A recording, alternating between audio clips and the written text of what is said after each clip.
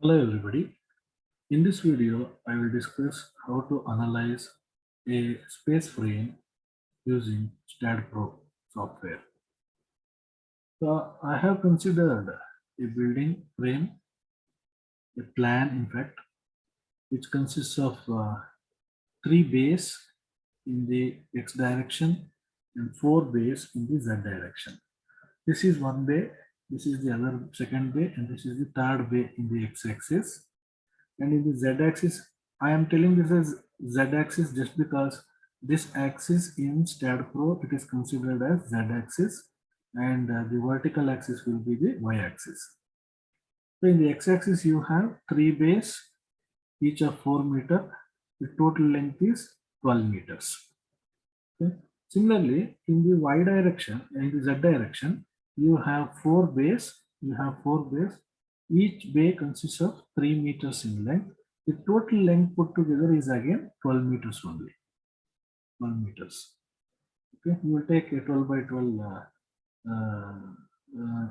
meters in plan. See, here the columns are provided. The columns are provided at each and every intersection. And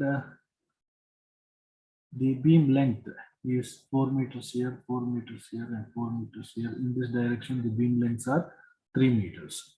3 meters. And this is a regular frame, regular plan. Let us see what is the size of the beam and column.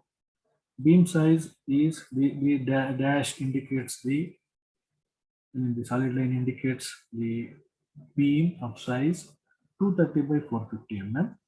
230 by 450 mm. All these things are beams of 230 by 450 mm. And this indicates column.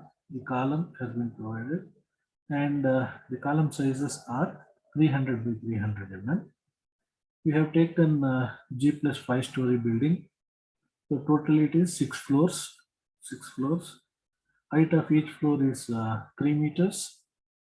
Thickness of the slab in this case. So you have so many panels of slab. Between the beams, you will have slabs. These are all continuous slabs. Okay. And the slab thickness is 150 mm. 150 mm is considered. And walls are also considered here. Main wall 230 mm brick wall is considered, and it is provided only on the peripheral beams. Peripheral beams only, it is provided only along the outer periphery. On these beams only the wall load is provided. The wall load is not provided in the internal beams. Okay, this is the assumption. And parapet wall we are taking 115 mm thick brick wall. Usually parapet will be provided in the terrace, and its height will be normally 0.75 meters. 0.75 meters. This is the about the geometry of the building, and let us see how to calculate the loads on these slabs and on the beams. Let us go to the loading. The dead load. If you take dead load, you have the slab thickness is given. You should find out what is the self weight of slab. Self weight of slab is 0.15 meter is the thickness, that is 150 mm, into 25 is the unit weight of the RCC. This will give you 3.75 kilonewton per meter square. And floor finish plus ceiling plaster put together, I have taken 1 kilonewton per meter square. The total pressure is 4.75 kilonewton per meter square. So we will calculate wall load.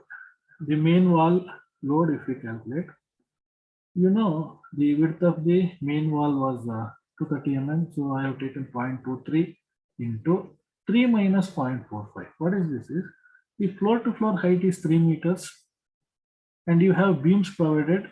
The depth of the beam is 0.45. So for in 3 meters, I have to deduct 0.45 so that I will get the height of the wall. So this is width into height into the unit weight of the brick wall, which is 20. So that is equal to 11.73 kilonewton per meter. This is a UDL. And parapet wall, so it is 150 mm thick, 0.115 into the height usually goes up to 0.75 meters into the unit weight of the brick wall, which is 20. That will give you 1.725 kilonewton per meter. These are the dead loads that are acting in the building, and the live load is on the slab is 2 kilonewton per meter square. We can go to geometry. Then we can go to run wizard. Run wizard. If you press that, you will get something like this.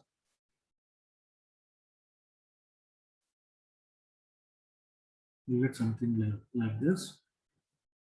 And what you can observe here is that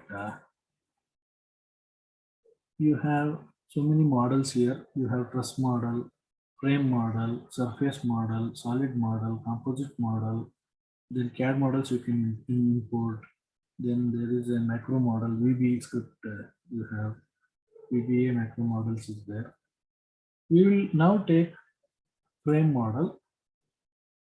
Go to bay frame. Here also you have so many options. You can go for a grid frame, floor grid. You can go. Then you have continuous beams, cylindrical frame. You have then reverse cylinder, circular beams. Depending upon the situation, you can use them judiciously.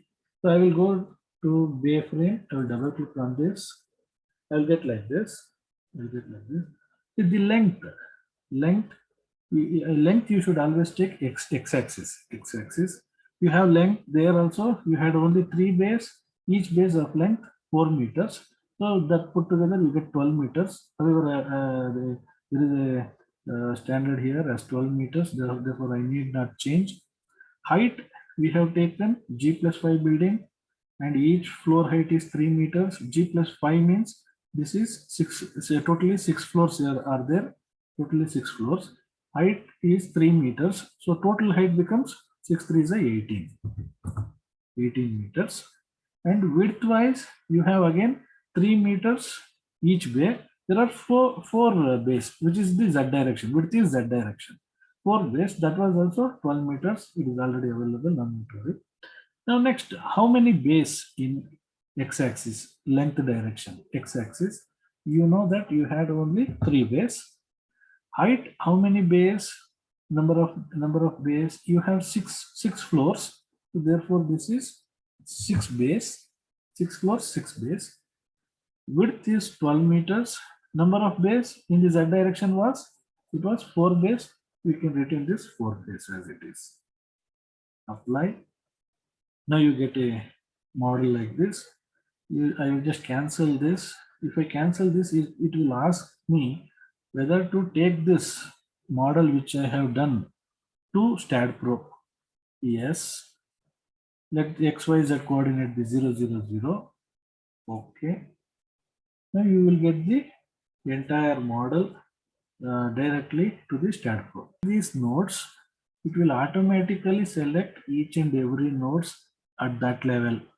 At that level, each and every node it will select. You need not select this node. Hold the control button and select this node. Select this node and select this node like this. You need, it is time consuming. So what you can do, you can go to front view, select the node. It will automatically select each and every node. Assign to those nodes. Assign to selected nodes. Assign to those nodes. You get the footing or the support. Okay, this is the support. Now we have created the supports. We will go to property. We'll go to property first. I will go to define property. Our column is 300 by 300 column. I will take 300 by 300. Add. Our beam is 230 by 450. See, depth in case of beam you should enter in YD. YD depth you should enter in YD, which is 0.45. And width you should enter in ZD column, which is 0.23.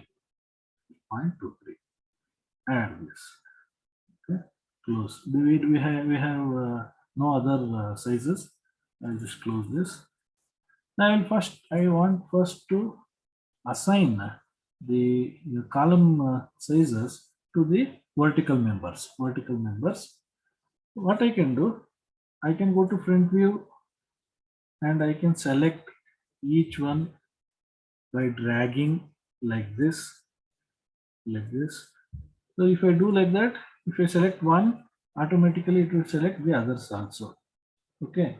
Then I should go here, or I can just take a like this.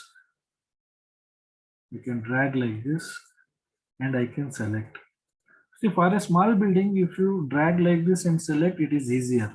But if it is a larger building, then you cannot keep on dragging, is it not? So for that reason, what you can do, you can go to select command, go to beams parallel to Y. After selecting that, you can right click new view. New view, you can view new view. Okay.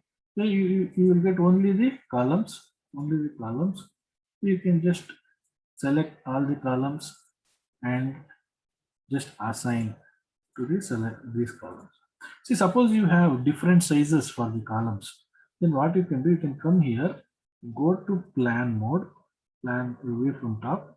Okay, then whichever the column, if you want to change the sizes, you can just take that column size here and just assign. So by selecting that column, you can just assign it. If you have in practical case, you will have many sizes. Here it is only 300 by 300, but in a real structure you will have more number of sizes. In that case, you can adopt this method. Okay, so this is how we have provided or assigned the property of the column to the respective columns. Okay, next, now I will have to go to assign the beam sizes. I don't have the beam here. For that, what I should do, I should use this display whole structure command. Yeah, I'll just click on that. We'll get all the entire structure. Again, I will go to front view.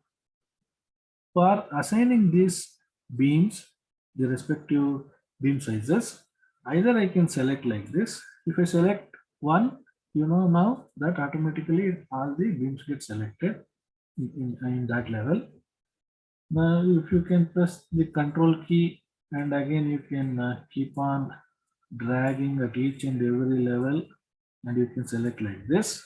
This is one way. As I said, if there are a number of floors, then you cannot keep on doing that. However, this is one of the way. And other way is go to jump and select beams parallel to x-axis. Go to select again beams parallel to z-axis. Will give you both the beams in both the directions. Now I have selected this 0.23 by 0.45. I will just assign to the selected beams.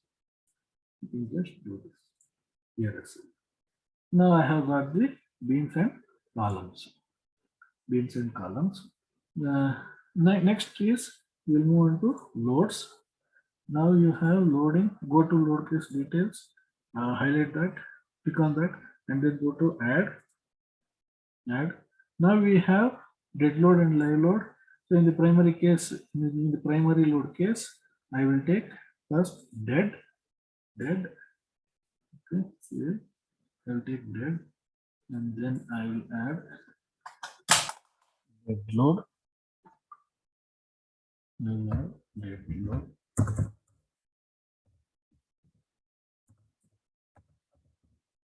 Dead load. Add. And then I will go to live load. I will give the title as LL. Live load. I will add. Then I will go to define combinations. You know that in RCC we take always we take the bending moment and shear forces for the combined loading. Is it not? If there is only dead load and live load, then the combination will be only one combination, which is 1.5 times dead load plus live load. 1.5 times dead load plus live load. So for that, here we have default value is 1. So if the combination the load factor is only 1 times dead load plus live load, then you can retain this as 1. Since we want it 1.5 times dead load plus live load, I will have to convert this to 1.5 times. Then select all these things using this double arrow. Then each load will be assigned a factor of 1.5. 1.5. Suppose if you have different factors, that scenario may come. You have different factors. For dead load, it is 1.5. I will select only dead load and click on the single arrow. And if the for the live load, if it is 1.2, I will change this to 1.2. I will select the appropriate load case and I will just take it to the right hand side. Right hand side. And this is how you can do. Anyhow, in this case, we have both 1.5 load factor. So therefore, what I will do, I will change this to 1.5 and I will click on the double arrow. Add, close. So now you have dead load, live load, and the combination. I'll go to dead load, add. See, initially you have to first take the sulfate command because in the loading calculation, we have done the loading calculation of slab and the wall loads only, but we have not taken account of the sulfate of beam and column. So to take that account, you should give sulfate command. So take the sulfate load, y factor will be -1. Go to add, go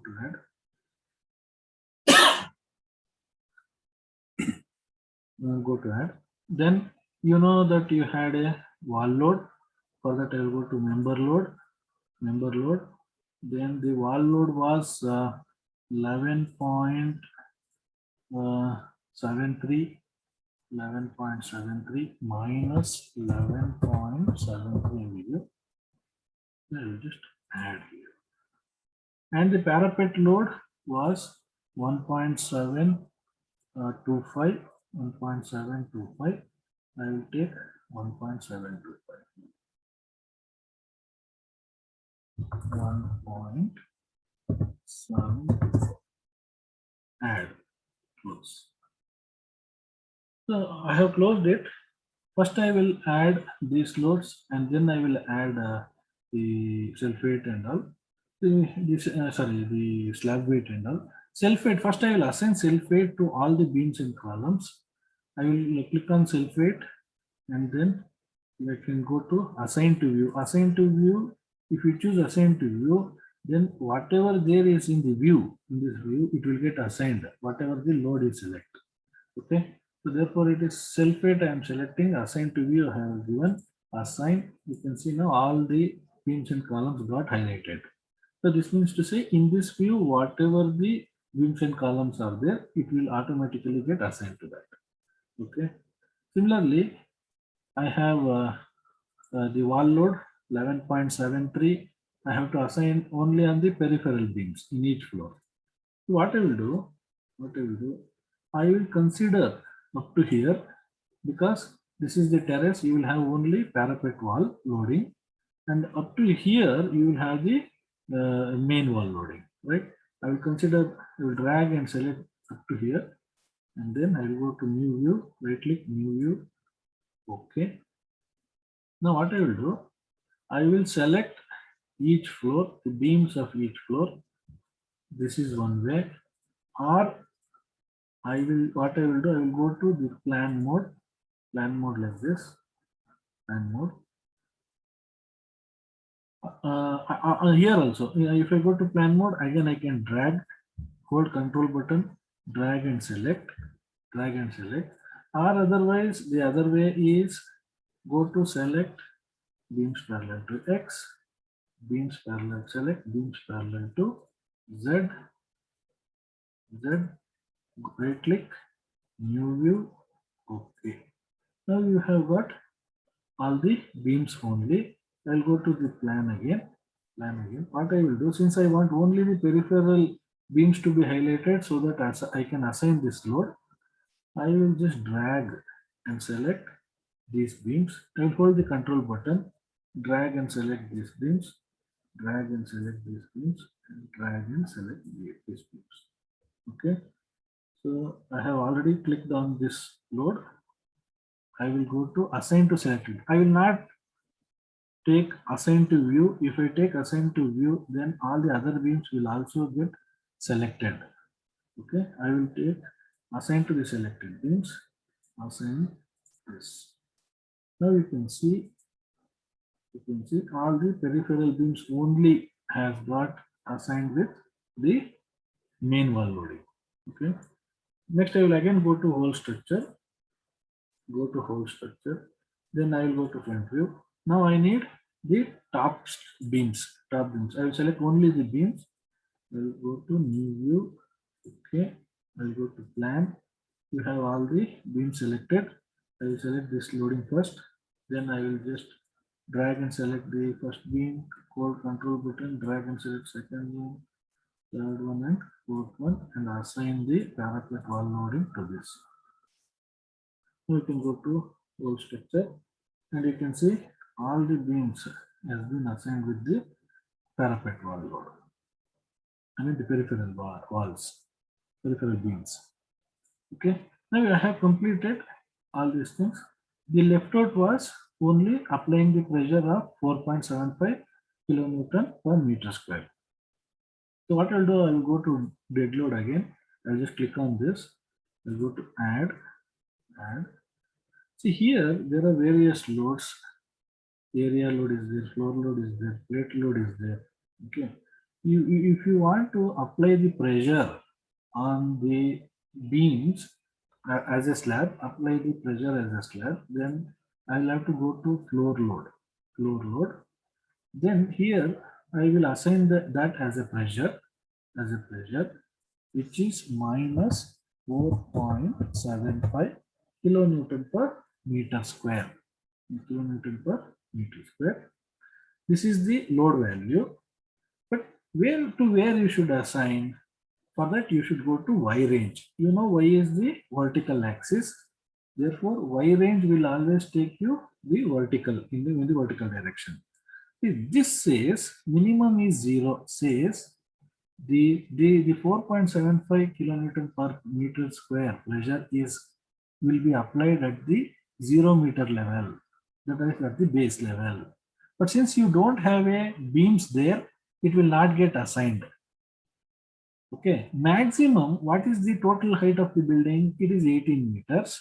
I can maximum take it as 18 meters. Even if you take 19 or 20, nothing is going to happen because you don't have any beams above that. Between this 0 to 18, wherever the floor comes, this load will be automatically assigned to those slabs. Therefore, you add and close. This completes the dead load. You can just click on this and see. See, though I have given 0 is here. 0 is here. Since there is no beams available, it has not taken that load.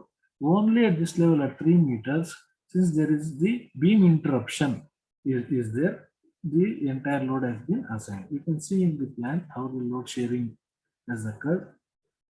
You can see in the rectangular slab, the load sharing on the beams will be the trapezoidal on the larger length side. On the smaller length side, you will have the triangular loading.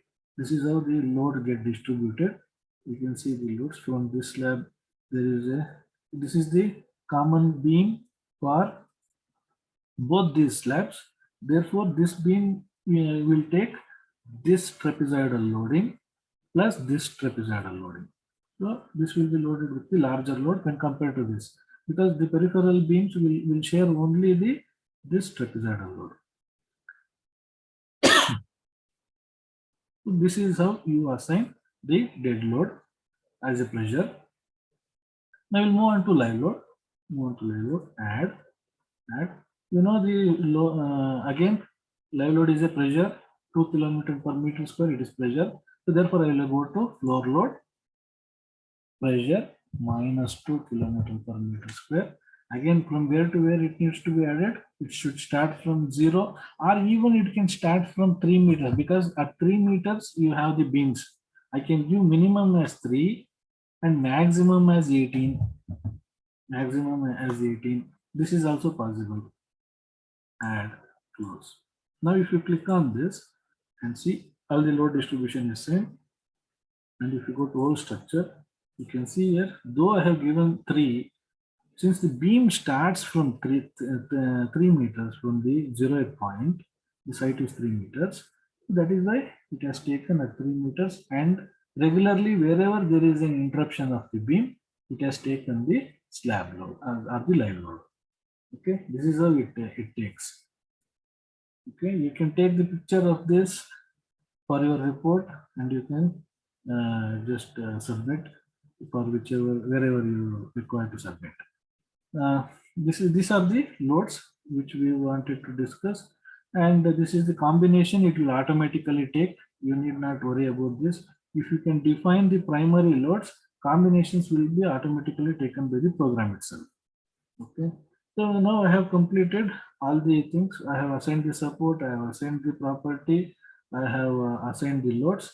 The remaining is only going to the commands, analysis, perform analysis. Okay, go to analyze, run analysis, and save.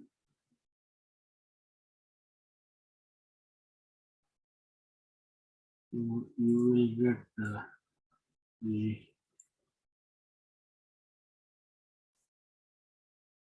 the analysis results. So there are no errors. You need not worry now. You can just move on.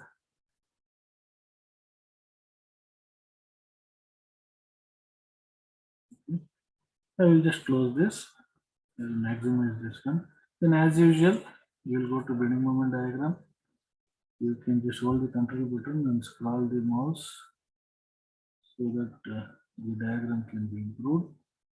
This is the bending diagram. This is the bending diagram in the 3D. Okay. So if you want each and every bay, suppose if you want this bay, what is the bending moment diagram? Because while designing you need, you can just select this beam, go to right click, new view, okay. Then go to front view, you will get the bending moment diagram respective for the respective frame. This is a 2D frame now. Okay. So for this, if you want the shear force diagram, also you can just take the shear force diagram and improve the bending shear force diagram size. This is the shear force diagram, and you have the axial load diagram also. You can provide axial load diagram. In the gravity loads, you can observe here that at the top story you have very lesser axial loads. As you come down and down, at the base you have maximum axial load. Axial. Why it is so?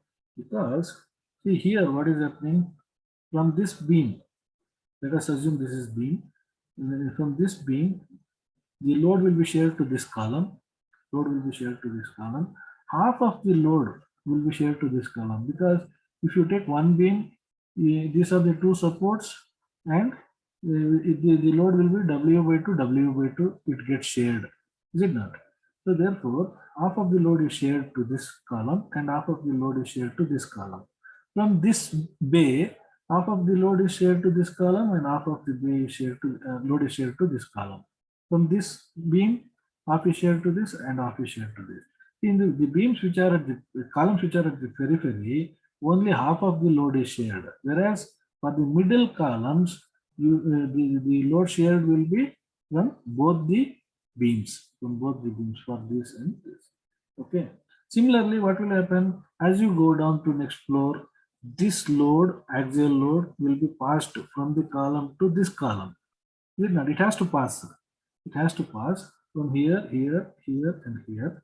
Additionally, what will happen? You have here the beam again. Half of the load will be shared to this, half will be shared to this, half to this, half to this, half to this, and half to this.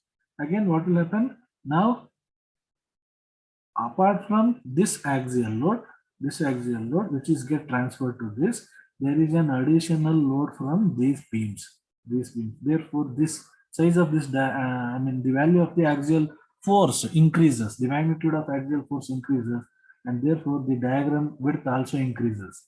And if you keep moving downward, the axial load from this plus this will act on this. This plus this will act on this. Similarly, when you come here, all the three will come here, plus there will be shear from the beams. Then for this beam, all the loads will come from which are available from the top, again from the beams.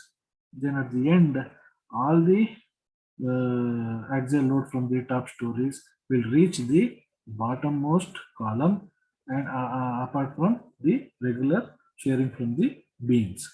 Okay, this is our, so that is why at the bottom you have larger axial loads when compared to the top story, as well as the end columns will experience a lesser axial load when compared to the intermediate columns. So this is about axial load.